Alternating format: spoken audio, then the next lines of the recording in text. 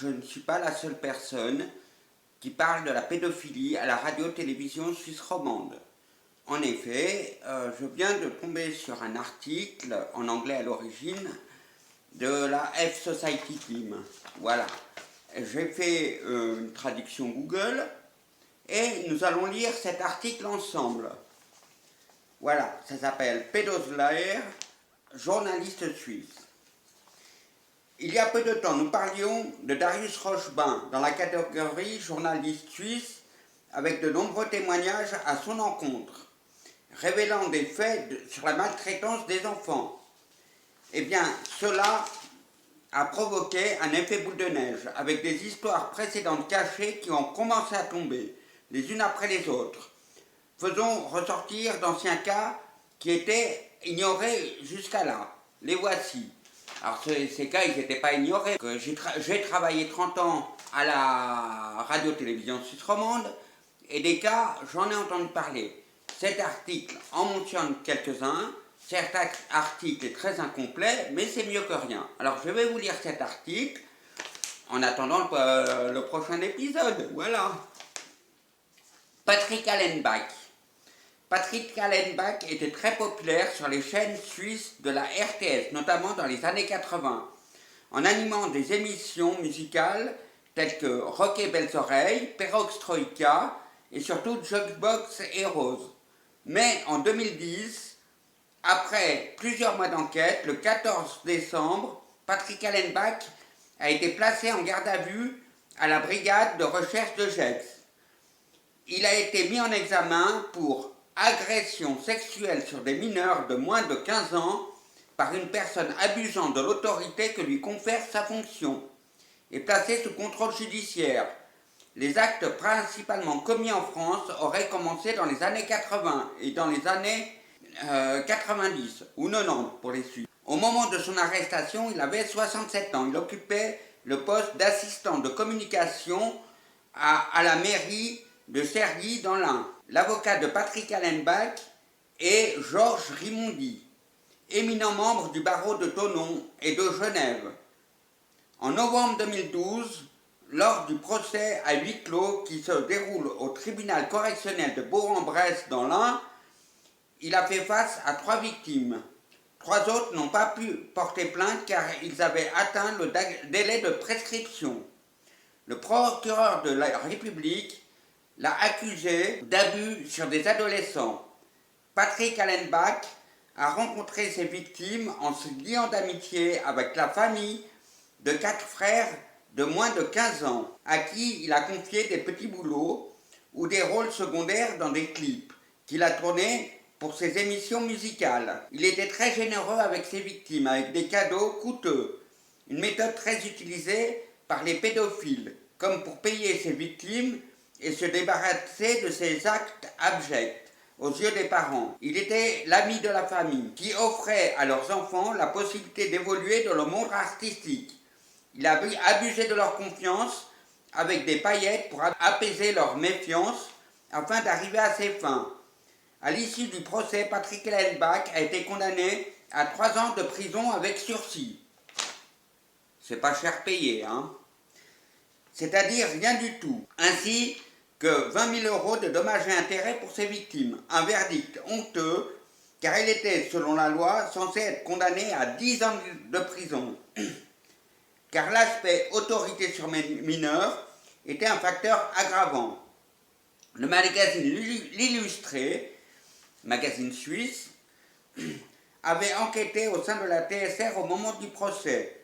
Et sans surprise, tout le monde savait, mais ne souhaitait pas être cité dans l'article. En revanche, ceux qui l'ont soutenu n'ont aucune honte de le faire à visage découvert. La même posture a été adoptée par la maire de Cergy, où le conseil municipal a refusé sa démission. Vous devez donc adresser vos remerciements au maire pro-pédophile Denis Linglin, qui grâce à son conseil municipal a permis à un violeur d'enfants de continuer à être rémunéré par des citoyens français à un poste de fonctionnaire de la France. Écume d'un collaborateur corrompu jusqu'à la moelle. Et les imbéciles qui votent pour lui, bravo aussi. Vous devenez pro-pédophile, rien de plus. Néanmoins, un témoignage d'un habitant du village a montré que son appartement était clairement un piège pour mineurs, avec un jukebox, sa grande télé et les dernières consoles de jeux vidéo, et que, selon lui, il jouait avec le feu. Maintenant, on va passer à l'affaire Thierry Catherine. En 2008, un informaticien RTS, Georges Rosendé, dépanne sur l'ordinateur professionnel d'un cadre de la chaîne, Thierry Catherine, découvre des contenus pornographiques pédophiles. Il alerte sa hiérarchie, mais rien ne bouge. La réaction de Gérard Schopp, à l'époque directeur de la RTS, a été de protéger le pédocriminel Thierry Catherine. Pour cela, il a fait une campagne de diffamation contre Georges Rosendé et l'a renvoyé. Tiens, ça ressemble à mon histoire, ça. Il fallait éliminer celui qui avait lancé l'alerte. Il y a eu une enquête tout de même, et le juge Philippe Vautier a été désigné pour l'instruction. Il a été mis en évidence que certains des dossiers incriminés avaient disparu entre 2005 et 2007. Et parmi celles qui restaient, 13 ont été considérées par la justice comme représentantes de jeunes filles dont l'âge se situe entre 12 et 14 ans dans des postures érotiques. En réalité, dans un article, on apprend que certaines photos, on pouvait voir des filles mineures avec un vibromasseur dans le vagin.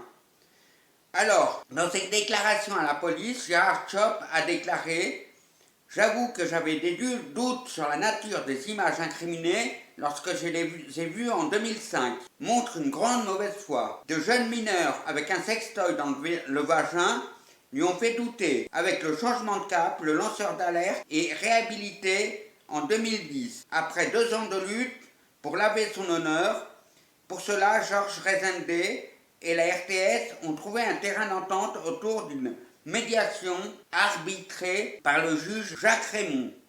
Puis, mandaté en avril 2010, dans son rapport remis le 2 juillet, il a confirmé d'une part que l'affaire était traitée comme un secret de famille, tout en confirmant la validité du licenciement. Dans sa déclaration à la presse, au moment du réemploi de M. Rosendé, la chaîne promet d'être vigilante à l'avenir. Riez. Les faits nous ont prouvé que nous avions tort. En attendant, Thierry Catherine, car il est franco-suisse, est venu s'installer en France. Il est aujourd'hui directeur de France Bleu Champagne-Ardenne. Une position forte dans un média grand public national. Et sur sa page Facebook privée, il est ami avec Darius Rochemin. Entre pédophiles, il se retrouve toujours. Raymond Zumsteg. Selon le magazine Vigous, Raymond Zumsteg était à la tête du département technique TSR, puis est passé à SSR. Un énorme nettoyage sur Internet a été fait à son sujet. Mais on sait qu'il a joué dans un film suisse à petit budget, Vivre ici, en 1969, et a organisé l'Eurovision en 1989 à Lausanne. De plus, il avait un différend dans les votes. Puis il a été transféré à Berne dans la hâte de le faire partir, probablement suite à la découverte de contenus pédopornographiques et de révélations de ses collègues. Puis, quelques mois plus tard, a été réintégré à Genève dans son ancien poste, grâce au soutien de Guillaume Chenevière, directeur de la TSR, qu'il avait repris en échange de la promesse d'un financement exceptionnel pour l'un des projets, un bâtard qui choisit de protéger un pédocriminel pour une récompense financière. Petit tour d'horizon de qui est Guillaume Chenevière, ancien directeur de la Suisse romande. Il a été successivement sociologue, journaliste, cadre dans l'industrie automobile et un homme de scène, auteur de diverses traductions et adaptations pour le théâtre. Plus tard, en 2005, Raymond Zumsteg a été reconnu coupable d'actes sexuels sur des enfants et viol de sa petite fille de 4 ans, qui a duré l'âge de 8 ans. Verdict, 10 ans de prison. On en vient à l'affaire Walter Bertschy. Walter Bertschy était l'hôte suisse des programmes musicaux sur RSR. Il a été poursuivi et condamné pour agression sexuelle sur mineurs. Il s'est enfui en Haïti, où il a ouvert un restaurant en juin 2018, Les Trois Tables, à Pétionville, un quartier de Port-au-Prince. Sur son Facebook, il soutient la fondation Wildlife Alliance Red et le site internet pour enfants et adolescents jeux.com. On en vient à Darius Rochebin. Depuis son arrivée sur la chaîne LCI, le journaliste suisse Darius Rochebin est au cœur d'une affaire morale qui s'avère, si l'on regarde les détails, être une affaire de pédophilie dans les grandes lignes. Plus qu'un harcèlement d'un de ses collègues, les médias, comme d'habitude, détournent l'information. Dans son pays, il était présentateur vedette du journal suisse. Il est surnommé le pape de l'information télévisée, devient l'actif principal de Radio-Télévision Suisse et dans une émission d'entretien intitulée « Pardonnez-moi ». Il a reçu tous les dimanches une personnalité qui faisait l'actualité et des chefs d'État.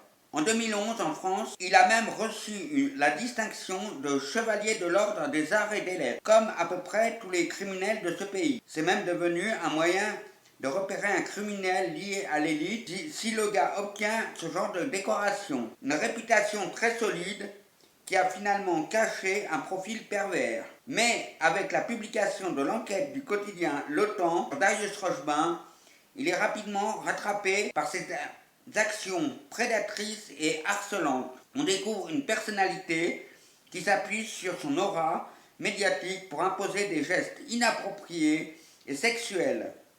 Le harcèlement des hommes et des femmes pour obtenir des faveurs charnelles et l'utilisation de fausses identités sur les réseaux sociaux qui impliquent principalement des relations avec des mineurs. Cela se traduira par une enquête bâclée par des pseudo-journalistes qui déterreront d'anciens fichiers RTS et des cas similaires qui se sont déroulés depuis plusieurs décennies. Qui est surpris? Nous ne le sommes pas. Ce qui est frappant, c'est que c'est souvent le cas, la culture du secret est en place. Quand il ne protège pas simplement les pédophiles et les criminels de ce genre. A noter que c'est Darius Rochebin que Pédopolanski a donné sa première interview en 2011 lorsque le cinéaste sous mandat d'arrêt se cachait en Suisse pour éviter la prison. Ah, la Suisse, ce beau pays si neutre. Une chose importante, lorsqu'un cas comme celui-ci explose sans raison et sans plainte officielle, il n'y a pas 2000 raisons possibles. Soit une victime allait l'ouvrir, soit les faits étaient potentiellement plus graves que ceux énumérés dans l'article qui balançait Rochebin, soit quelque chose de plus grand allait tomber par la police ou par une autre enquête. On peut imaginer que cela aura fini enterré par un départ médiatique moins centré sur la pédophilie, qui est au centre de l'affaire, où il a vraiment énervé quelqu'un en position haute qui veut désormais se venger. Ce ne sera jamais une enquête rejetée par les médias grand public sans raison. La grande majorité d'entre eux sont tous imprégnés de cette merde, défendant et protégeant de tels cas avec omerta. Quelqu'un, quelque part, et pas seulement en France, pédoland européen. Date 31 octobre 2020. Emploi journaliste pour RTS puis LCI, groupe TF1. Nationalité iranienne, suisse, mais a travaillé en France. Son grand-père, Jacob Koshbin. Victime, 30 témoignages fournis. Victime dans le lot, mais on ne peut pas dire si les 30 personnes sont toutes des victimes. Lieu d'essai potentiel. Il semble qu'il n'y en aura pas. Fait, agression sexuelle, maltraitance de mineurs, filles et garçons. Abus de confiance sur un jeune garçon qui mènera à une relation sexuelle, qui l'a amené à l'hôtel, des baisers forcés, la main posée sur ses parties génitales, des mots inappropriés, des allusions sexuelles, modus operandi, faux profil de jeune fille, prise de rendez-vous, hôtel, statut, gratuit comme d'habitude, emploi réel, démission chuchotée, nom de ses faux profils Facebook, Laetitia Croer et Léa Magnin, prix reçu, chevalier des arts et des lettres en France, comme 99% des pédophiles. Franc-maçonnerie, c'est lui qui a interviewé le lodge Evolutia à Montreux, en Suisse, qui à l'époque présentait des affiches publicitaires dans les rues de la ville avec le logo Boy Lover. Discours RTS. Critin, son directeur, dira que la RTS n'a jamais été informée.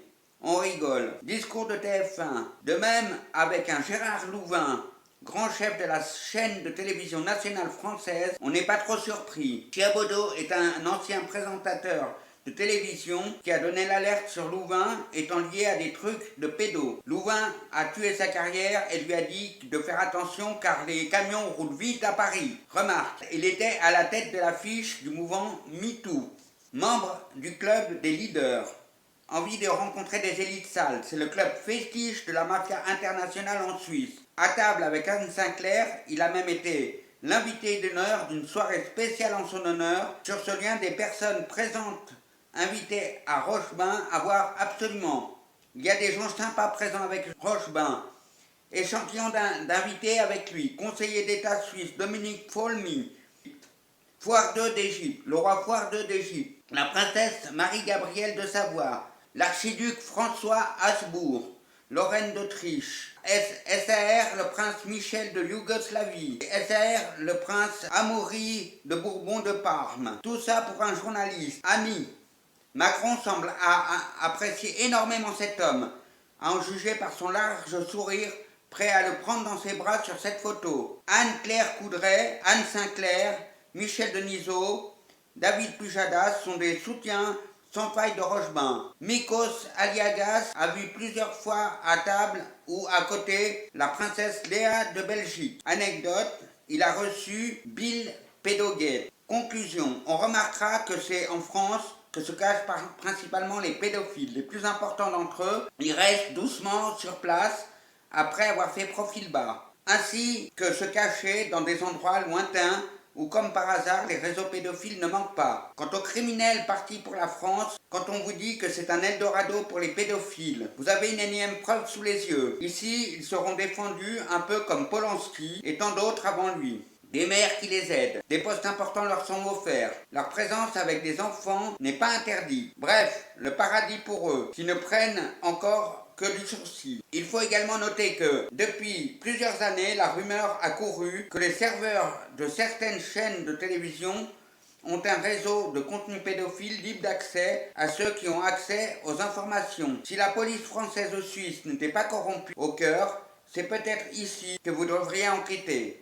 Et alors, on peut toujours rêver. Donc c'était un article de la Team F Society, et article originellement en anglais. J'ai fait rapidement une traduction Google et je viens de vous en donner connaissance. Je vous mettrai, étant donné que sur cet article, ici, des sources à cliquer. Voilà, par exemple sur l'article Thierry Catherine, il y a plusieurs sources.